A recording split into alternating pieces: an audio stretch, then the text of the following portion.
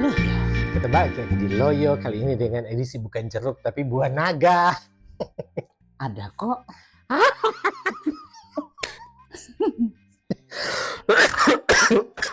Ada. Aduh, Kan tadi kan kamu Sakit. mengancam seolah-olah nanti kena ini kan celana kan buah naga. heeh. Ada ini. Itu kan enggak, bukan celemek. Bantalmu. Jadi ya berarti kan celana saya cukup ke cover lah. Mari ya. Seberapa sering kita pernah merasa dirugikan sama teman? Pernah nggak lo ngerasa kayak gitu? Contoh kayak gini nih, perkara bantal. Itu kan sebenarnya merugikan tanpa dia sengaja ya. Tapi seberapa sering lo ngalamin kayak gitu? Aku nggak peduli kalau yang kayak gini-gini nih. Hah, maksudnya? Kayak bantal-bantal gini, kayak kamu merasa dirugikan gitu loh. Iya, kalau enggak. Enggak. Tapi lo pernah ngerasa nggak sih ada orang yang lo udah anggap temen, terus udah gitu ngerugiin lo? Pernah nggak lo ngalamin kayak gitu? Enggak sih secara Langsung? enggak ya gimana ya?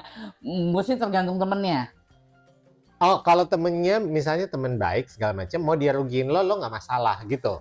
Sebenarnya gini ya, maksudnya gini, sampai merugikan itu kan berarti harusnya sebelum ada kerugian itu kan harusnya ada keputusan ya. Mm-mm. Sebelum ada kerugian itu terjadi kan pasti ada satu keputusan yang lo ambil, lo akan ambil apa enggak. Begitu lo ambil berarti itu akan menjadi lo tahu betul itu sebenarnya itu kerugian. Sebenarnya lo udah pikirin itu. Kalau kayak gini, misalnya contoh bantal ini kan adalah kerugian yang bisa gue alami tanpa Iya. gue bisa ambil bantal ini. Iya nggak apa-apa kan? Aku tuh nggak masalah. Gak masalah di lu. Iya. Lah ini kan aku. Ini kan aku ngomongnya. Iya di masalah nggak di masalah di gue, di elu masalahnya. Kalau lu yang bermasalah, masalah. Tenang aja. Gue bener sih ngalamin kayak gitu. Jadi orang ini mungkin nggak ngerasa kalau apa yang dia lakuin itu bisa ngerugiin gue. Kayak gitu. Contoh kasus, dia minta tolong satu proyek, ya kan? Awalnya memang minta tolong. Lama-lama kok jadi kayak kewajiban. Setiap ada proyek apa, kok gue harus menolong. Kayak gitu. Oke, ini Ya, alasannya memang karena kita tinggal di area yang sama, di kompleks yang sama, kayak gitu. tetangga lo ini. Enggak tetangga juga, tapi satu area, kayak gitu. Oh. Bisa. Jadi merasa oh kalau ada apa-apa lo harus menolong. Sementara kalau menurut gue konsepnya kan nggak gitu ya. Ya. Harusnya segala sesuatu kan dikomunikasikan, diomongkan batas-batasnya sampai di mana. Emang kalau dia minta tolong, Mas izin lagi dong Mas gitu. Apa gimana? Enggak, tanpa ngomong dengan harapan gue secara automatically, secara autopilot akan melakukan pertolongan. Oh, pinter juga orang ini ya. Saya perlu berbicara. Kan gue kan bukan Tuhan, gue nggak tahu, gue bukan dukun pun, gue nggak tahu kapan lo butuh bantuan gue dan apakah gue harus membantu lo apa enggak, kayak gitu loh. Oke. Kan menurut gue itu agak-agak sulit kan, kecuali lo ngomong, minta tolong dong. Nah, gue tahu, oke. Jadi pada waktu gue bisa, gue akan bilang, oke, gue bisa. Atau kalau misalnya gue lagi nggak bisa, sorry, gue lagi nggak bisa. Nolongin apa sih nih? Misalnya dalam urusan finansial.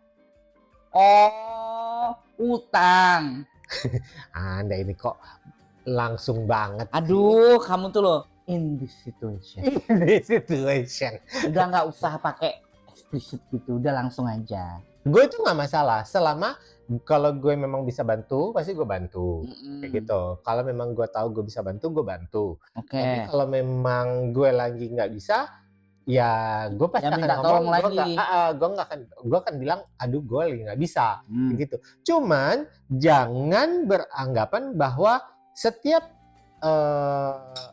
lo membutuhkan bantuan, gue pasti secara autopilot akan melakukan tanpa lo minta. Nah kan gue nggak tahu lo butuh apa enggak. Oh, gitu. Oke. Gitu dong nggak aku? Maksudnya? Secara autopilot. Kayak maksudnya bulanan gitu. Piaraan situ. Kalau itu mempermudah saya in this economy, it's okay. Sama kayak lo kan gitu. Kalau misalnya lo bilang, oke, buatin puding dong. Oke, kalau gue bisa gue buatin kayak gitu kan. Iya. Kalau misalnya gue nggak bisa, gue bilang, Mak, lagi nggak bisa Mak, mood gue lagi jelek. Kan gue bisa ngomong.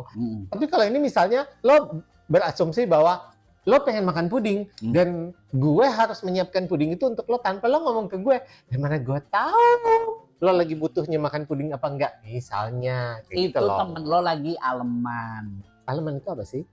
Aleman gitu. Ngalem maksudnya. Gini loh, itu akan menjadi beban berat tuh ketika balik lagi, Mak. Bukan teman dekat, kedua itu bukan tipe. Ini tuh mestinya harusnya bukan tipe ya. Bukan tipe, bukan teman, gue masih bisa excuse. Bukan tipe ini yang susah. Nah ini, tolong gantengan dikit Mas. Apa? Nah, biar jadi tipe. Gitu. Kalau mau minta tolong itu harus tipenya. Keikhlasan nomor 2. Tapi secara automatically nomor pertama. Automatically apa? Bulanan. Bulanan? Iya. Bikin ini piaraan. Ke bulanan. Gila apa? Ya kalau misalnya setipe dan endul, mungkin Anda lebih bahagia. Enggak sih. Kalau di oven? Secinta-cintanya gue sama manusia, gue lebih cinta uang. Iya tahu. Setipe apapun, tapi kalau sudah ada transaksional, saya lebih memilih uang. Bagaimana dengan Anda? Kalau saya secara ekonomi mampu, Mas, transaksional nggak masalah. Oh ya? Ya. Oh, gue nggak loh. Asal murah.